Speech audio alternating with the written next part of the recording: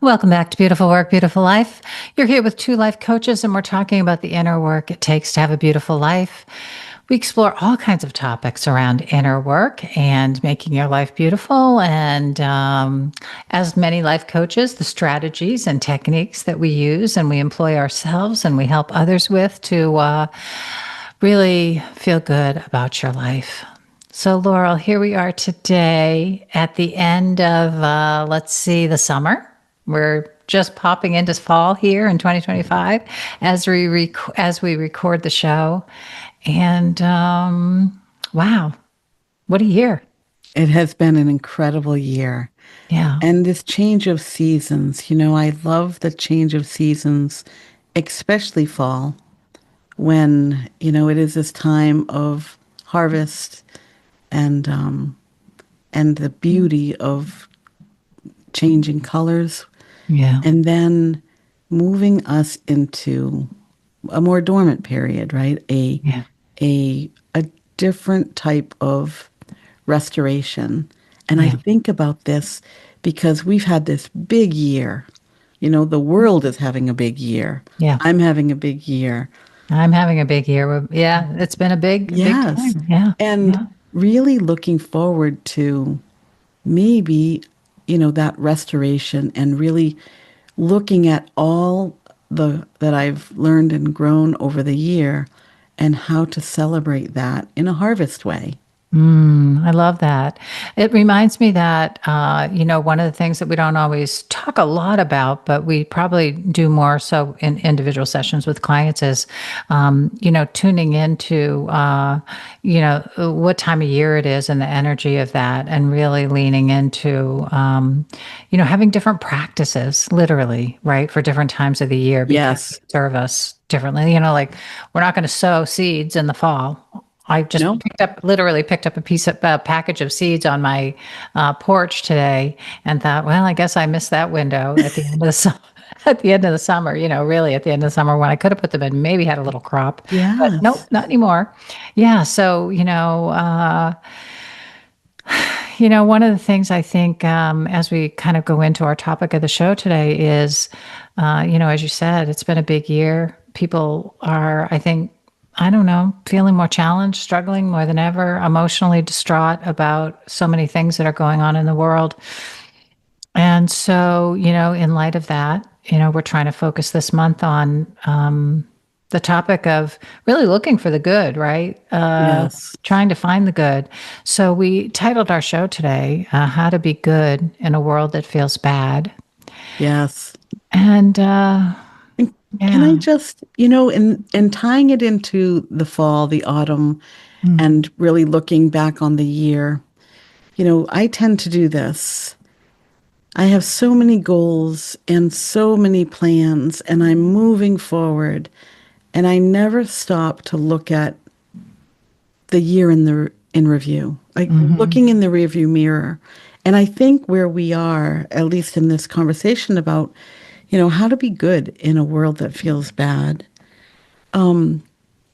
it really might require us to stop and do, a little bit of a year in review, Yeah. because in all of the bad that is so easy to see, Yeah. we have to really harvest the good.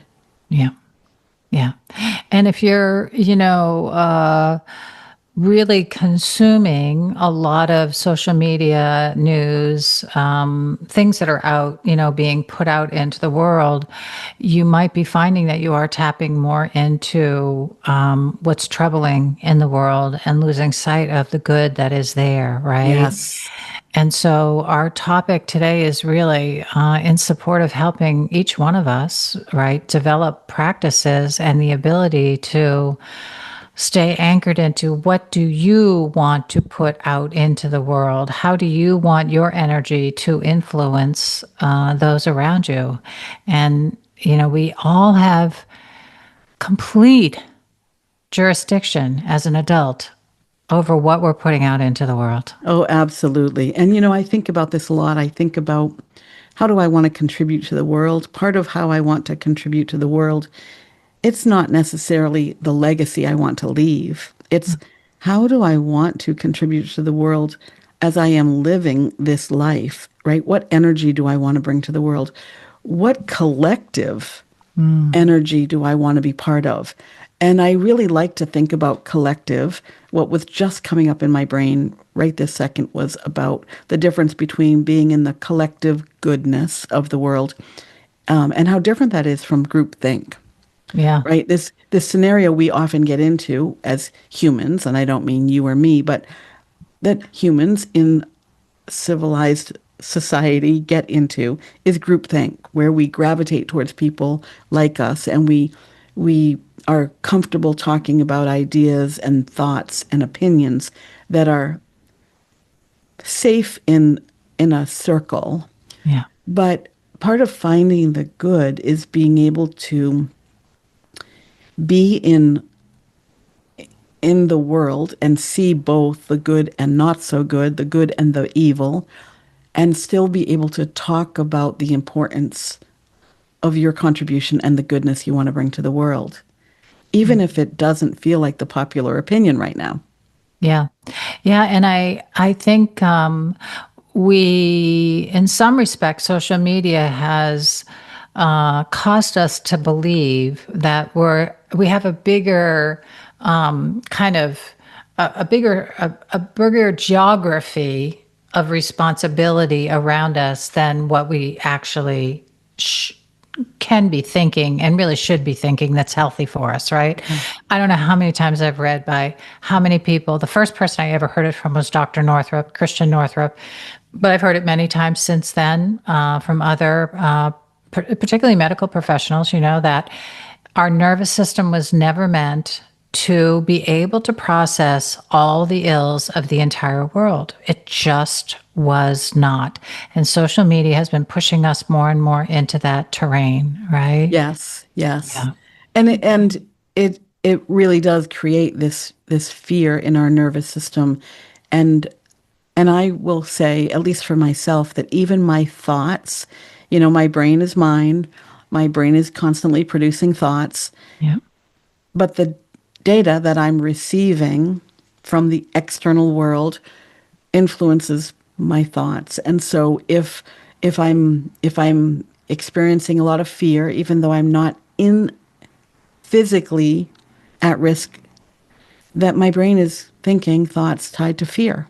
Yeah. And it's hard to hijack my brain and nervous system when they are both living in fear. So I agree with you completely that, how it is one of my practices of not participating in the global fear cycle, Yeah. Yeah. and how to protect myself from being consumed into that fear. Yeah. Yeah. And I think that we can, but I think you have to be vigilant today, and you really have to be honest with yourself about what you are consuming and how you're doing it. And then also what your nervous system feels like it's taking responsibility for, right? And I know I keep reminding myself I have my family, my community, my sphere of friendships, my local people, right, that I feel like I can affect directly. And then from there on, I would hope that my influence goes out from there. I will not take responsibility for, all of the United States and the entire globe. It's too much. It's not, and it's not meant to be that way. Yes. So Yeah. part of it is how do you anchor into yourself, right? That you do have influence. You can be good in a world that feels bad, but you don't have to solve all the ills of the world. You don't have Yes. to rescue the world that you see as bad, right? And how Yes. can you start to stay more, I think, more narrowly focused? Honestly, it's like it's an interesting dynamic because we've talked about this too in meditation, right? There's narrowly focused meditation where you stay concentrated on one point, and then there's open focus meditation where you're literally beginning to notice what's outside, how you feel inside, and then then start experiencing the energy outside, and in between the spaces within you. So it feels more like open space rather than a point. And Yes. both of those things serve us, right? In our ability to hold that we know there's a lot of things going on in the world that aren't good. What we also have to be able to do is remember that we can hold also that there's a lot of good things going on. And we Yes. have to remember to come back and see those things and get anchored into those things and remembering, right, that people are trying to be good in general. Whether they're actually Yeah. doing it or not, we don't know. That's an Well, individual issue, right? But we're not to be the ones to judge that either. no, and it reminds me of in my recent conversation with Nick Tucker, and we'll put the episode in the show notes. But he talked about that we as humans, we all have the capacity for good and for evil. Yeah, It's part of what makes us human. right. And so, how are we exercising our capacity, right? And I think about this a lot. It's not just the exercising, but the will, right? Yeah, If the if choose. I Yeah, choosing. choosing, right? Yeah, And the desire, right? If I want a life that feels like my world is good, I need to take my responsibility and create that world that is good. And so, as you were saying, you know that you have a sphere of influence, right? How can you show up in all of your goodness? How can I show up in all of my goodness in a very small arena? yeah, yeah. So I would love to talk about like some strategies here, Laurel. Sure. Because I've been doing my own kind of process in this way here in my own little sphere, right? And thinking about it's been quite some time that I'm thinking about what do I want to do? What do I want to do? Because the divisiveness has really bothered me, and I want to be able to have discourse with people that feels positive and that we can all listen to one another and have it be good, right? But I haven't know how to navigate the territory in kind of a leadership, right? In a leadership way where how am I bringing people together so that we can do this thing that I want to do, because I'm not going to do it, by myself. I need people to do it with, right? Yes. Nobody's inviting me, so I want to invite people to come do it. So, I was reading, so this would be the first resource for people. I love this book. This book was great. Second book by Megan Watterson was The Girl Who Baptized Herself. So Megan Watterson is I think of her as a contemporary Christian theologian who is expert, right, in terms of her research around the Bible and the original writings from the Bible and the ones that were left out as well as the ones that were included. And so her books are really fascinating to me because they include a lot of commentary and direct interpretation, shall we say, through a different lens than what we've heard before. Okay. And anyway, at the end of her book, The Girl Who Baptized Herself, what I loved was she was talking about in the very early days of Christianity, right, when Jesus was alive and then after he passed, one of the practices was they would have supper clubs. And supper clubs were just regular old people like us, you and me, and the people that we're talking to out there, right? Where they would come together and they would talk about the good, whatever was good in their lives. And they did it as a way to stay focused when the things that they saw outside them were really oppressive and what they saw as like this divisive, violent, difficult, right? And they would come together and they'd break bread together and they would talk. And the discourse was always focused on what was going good, what was going right, what were they celebrating, even if it was, that their child turned one, right? And that was a big deal then, right? Because Yeah. so many children died then, right? So what are the things, right, that we no longer are paying attention to because we're so redirected to the bigger picture of the world, of the things that we have no control over. Yes. Yeah. Yeah. And so, in that practice of bringing people together Yeah. to focus on the good, to share the good. Yeah. I know there are other people doing that work right now in the Yeah. world. I just met someone in New Hampshire that has a podcast, and his podcast is all about the good.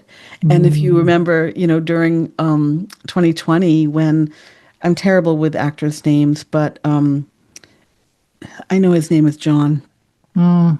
He started this good news video. Oh, yes, yes, yes. I know who you're talking about, the guy from The Office. That's right. Yeah. And Married to and Emily Blunt. You right. guys know him, right? We know who we're talking about now. That's right. That's the only Sorry, way I know John. him. He was Sorry, in The John. Office. John Kay from The Office. That's right. But he Kaczynski. yeah, that's right. Thank you, There it Laurel. is. And that was so refreshing to be in this time and place Yeah. when so much fear, we were living in so much fear, and to have this good news coming. Yeah. And so I think we'll put a couple of those resources in the show Yeah. notes, because it's so important that we focus on the good. Yeah. Not that we're Pollyannas and all unicorns and rainbows, but celebrating the goodness helps us to be able to influence what isn't good. Right. And to break the habit of continually focusing and talking and beginning discourse with people on what's wrong with the world, or the Absolutely. divisive feeling of who's right, who's wrong, who's blaming, who's not, right? Right. Yes. Yeah. And I Yes. think that the pattern is it's escalating so quickly, right, as we speak, through social media. I mean, it really is being, if you're engaging there and you're engaging in any way in some sort of, shall we say, non-productive, argumentative discourse with people, what's it doing? Well, and I think that, It, it just gives or gives people a room to be in a position of disagreement with people that they don't even know. And so let's talk about this for a minute, because, when you think about disagreeing with a loved one, we do it very differently than yes, disagreeing with a stranger, right? And I maybe, think maybe, maybe, maybe. Yeah. and the piece what's coming up for me is thinking about even like road rage, right? You're almost some people act as if they are have the right to yell and scream at another because maybe the other in another car can't hear them, right? Maybe we gesture, maybe whatever it might be, Yeah. but there's a separation that protects the person that is not being kind or Yeah. good. Yeah. There's a separation. And I think that's what happens on social media as well, where Yeah. we feel like we're protected from there's a separation, that we're the person that we are attacking, verbally or even with our energy, can't harm us, Yeah. right? Because we're separate from them. And I do think that separateness is what is the beginning of, not being able to bring goodness, right? When we Yeah. see the other, then we feel like there's something that gives us the right to judge or harm or criticize that Yeah. other or treat them a different way. But I do think that the discourse of knowing that even people that don't seem like us are not that different from us. Right, right. And I think that gets proven time and time again when you really start paying attention to people having experiences where they're meeting in the store and you don't know anything about each other. And, some people are helping each other. They're being kind to each other, right? That there's a lot of people that are very capable of that still in the world and are Yeah. still doing that. So Yeah. it's like looking for that, right? And then Yes. also being one to contribute. If that's what you want to see in the world, then no matter what is happening, how do you show up that way? Yes. That brings me to my second practice. Okay. Okay, so the supper club thing, I'll keep you all posted on how I do with that, okay? Because my idea is actually to bring some people together that I think are actually would be interested in participating in something like that as an experiment, and we'll see how it goes. I'll let you all know how it goes. But in the meantime, right, you can also be doing it with your family at dinner. Your children, teach them now, right? Wherever you're at, right? How do you start you can do it. Don't have to bring a supper club together. You can do it with your family, right? Or Yeah. your partner. Right. So, second strategy here is I have been, and I was inspired by a podcast. My son is part of a podcast that's called To Be Silent, and they interviewed Mark Stavish, who is I think of him as a contemporary expert on the Kabbalah and mysticism in a lot of different ways. Anyway, he talked about devotional practice, and he really talked about it in a very beautiful way that was simplified, and you could easily incorporate it into your life. So I thought, oh, this is good. This is good for me. I want to practice where I'm, and of course, a devotional practice is you're focusing on, oftentimes it's a deity or a goddess or a spiritual leader or whatever, right? And you're devoting time every day to focus on them, their practice, their goodness, right? And he simplified it so you could do it in a kind of a religious way, but you could also do it in a more secular way, a non-religious aspect, which is what I really liked about the way he explained it. So my first month, I started at the new moon in August. My first month, I made my devotional practice to simply the qualities of love and insight. And I kept reminding myself that I was devoting my life to that because that was easy for me because I feel like I've been doing that for so many years. And I just wanted to keep reminding myself that I was doing that. And any time that I felt like I wasn't showing up as kind of a foundational person, as being loving and looking to look in it, be insightful about what was going on, right? Look beyond the surface. I would kind of lean back and remember to bring up those qualities and remember I'm living to be these things in the world. So that went pretty well. You know, Yeah. it's not easy to remember on a daily basis, moment to moment basis to do these things, but it all comes with practice. Like anything else, you get better as you Yes. practice it. And I just started this month with the new moon, which was just over the weekend, a devotional practice to Kuan Yin, who is the goddess of compassion and mercy. Yes. So I've kind of elevated to a different experience. But, you know, for me, like all of my spiritual practice and all my personal growth activities, I always see it as a bit of an experiment of what will work and what will feel right and good for me and what will elevate my life to feel good Yes. moment to moment. I love to think Yeah. about what will come of this, right? Yeah. Right? That curiosity of, oh, I'm embarking on a new practice. Like, Mm, I wonder what will come of this. I wonder yeah. how it will change me, the people around me, the world I live in. Right, right. And so interestingly, you know, for anyone who's listening and they're like, huh, what would this mean for me? I will just say that, you know, I don't necessarily feel like I picked Kuan Yin. I feel like I felt more called to her. Yeah. And, and I already feel like I'm very compassionate. I've had to be compassionate in order to do my work and grow that quality within me. And yet I know there's a way I can hold it even bigger, right? And in the world that we live in, I know the world needs it very badly. So any good, positive, right, that I can contribute will make me feel better in a world that might feel bad day to day, Yes. right? Yes. Yeah. And, you know, I think um, in addition to compassion, you know, living in a way of non-judgment Mm, is really important in the world we live in, yeah. right? Yeah. To spread the the goodness and the trust among humans or humanity, just being able to observe without judgment. Yeah. One of the things I read was curiosity breeds compassion. And you Yes. always have talked about curiosity, right? Curiosity puts us in a place of not no longer judging, Yes. knowing, you know, what we think is right or wrong or knowing anything, but just wondering Yes. how things are that the way they are. What is it all about? Yeah. Yeah. Yeah. What a beautiful practice that is.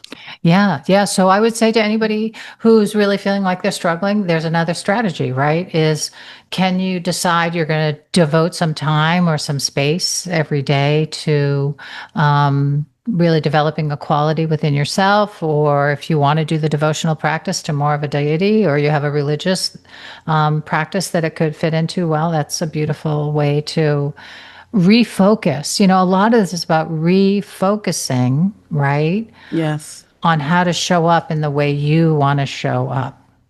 Yeah, and one of the important things in my mind, when we want to refocus, we have to bring awareness to what is, right? And so, I know I talked about this in other practices, but can you do an inventory of what are you consuming? What are you watching? What are you seeing? What are you speaking? What circles are you playing in? You Yeah. know, and are they bringing you more goodness? Are they allowing you to see the goodness in the world? Or are they maybe tainting your perception of the world, right? So that you can really increase your trust in humanity, your faith in humanity. You can Mm. increase the amount of goodness that you experience in the world by doing that inventory and deciding what isn't helpful. Yeah. Yeah. Yeah. And I always feel like inventory is such a good way to literally just allow yourself to gather some information about what is right now and what is the status, so to speak, of your life, right? In Yes. whatever area that you're wondering about or thinking Yes. about, or yeah. And we do this a lot. I mean, you know, if I might have a day that I'm feeling inflammation in my body. Maybe my rings don't fit as easily. I do the inventory. Well, what did I do? Yeah. How, what did I do? What did I eat in the last couple days? Right? And so I'm looking for the causation or the contributing factor. But when I'm feeling like the world is a bad place, I tend just to sink into that the world is getting worse. Mm, I tend, the first thing on my mind is, gee, let me do the inventory and see what I've been consuming in the last 3 days, right? So yeah. I'm Yeah. trying to bring this practice more front and center for me to gather the data so that I can either see a contributing factor or causation or what needs to change so I can get out of that place that I'm in. Yeah. Yeah. That's good. And I feel like, we often have talked about consumption. What are you consuming and how is it affecting you? And so, if you do feel like, you're struggling because the world feels bad, can you give yourself even a detox from taking in some information around what's difficult in the world for a period of time just to help yourself get grounded in the good again, Yes. and refocus on the Yeah. good? Yeah. Or at a minimum, find sources of the good so that you have both. Yeah. When I Yeah. think about, we tend to stay in kind of that arena. If I'm getting all of my news from a particular news source, that's where I get my news. I have to leave that and devote some time to other sources to get a more balanced perspective. Yeah. And so whether it's social media or whether it is a particular news outlet or a, a friend circle where the conversation is not maybe seeing the good, right?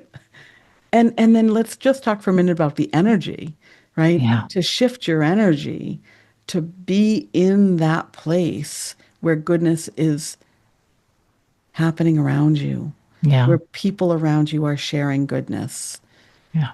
right? Yeah. Shifting that will help as well. Yeah. And being knowing yourself, right? I feel like it's interesting because I was listening to somebody over the weekend talking about um, their assessment of one of their children as being an empath. And I thought, I don't know. I kind of know the kid, I would say they're they're empathic. You know, they have an empathic side to them, which is great. Um, and they are, you know, they care about other people. They're very caring. But I think that, you know, as we're learning more about all of these topics, it's kind of like a narcissist, you know.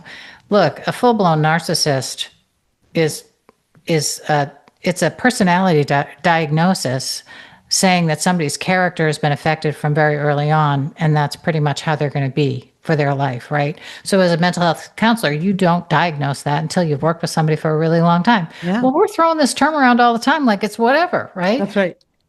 And empath, right? Empath and being sensitive is the same thing. Look, if there's a wide range here of what sensitivity is and what an empathic nature is, right? From the extreme to the very little, you know, which is where the narcissists lie. And the extremes are the people that really have a hard time navigating the world and have to be very careful with their boundaries, or they overload their nervous system very quickly, right?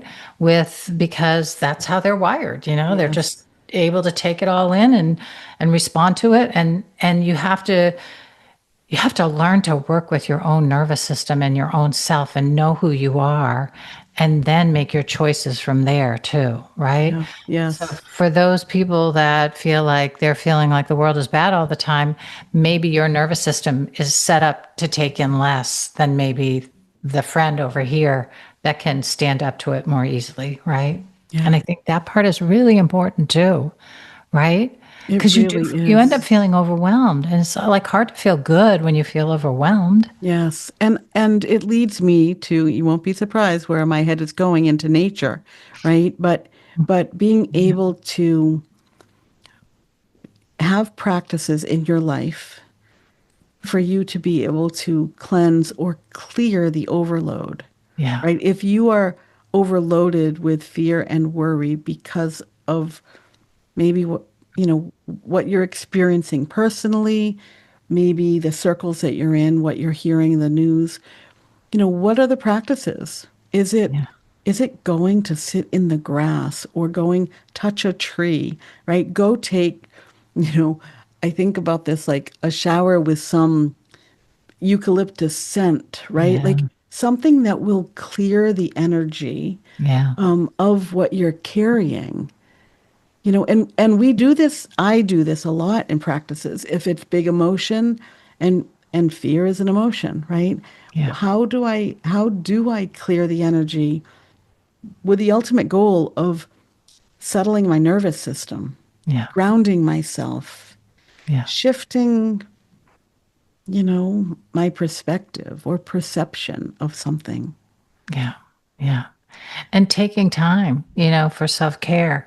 My sister died recently, and it was a week of solid, you know, needing intensive self care to get through the week of what my being was processing energetically, emotionally, and you know, to not hurry that process, to have self compassion and self kindness, loving self kindness, which we often use that term, you know, which is for self, you Yeah. know, to recognize that you need care, extra care right now to grieve appropriately so you don't just carry the grief and weigh yourself down with it. All of these matter in the end in order to be able to show up and be good. And we don't mean be the good girl or be the whatever. It's like, no, just be good inside with yourself, right? Be good with where you are, be good with how you're showing up.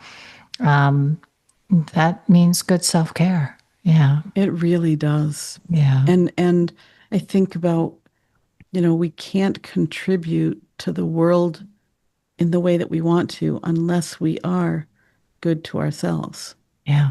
Yeah. It really kind of blocks up the system from being Yeah. able to operate in the way that you really want to be operating, you know? Yes. Yeah.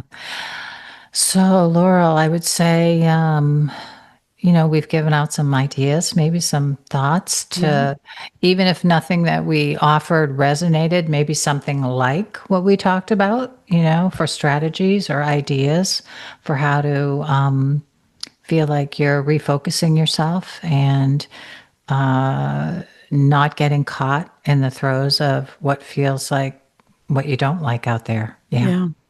Yeah. And I've thought about this when we were coming into this space, and it's coming, I just need to bring it. But, when we think about this, I'm going to call it a war between good and evil. Growing up Catholic, I'm going to tell you, I heard about good and evil and Yeah. and the war between good and evil.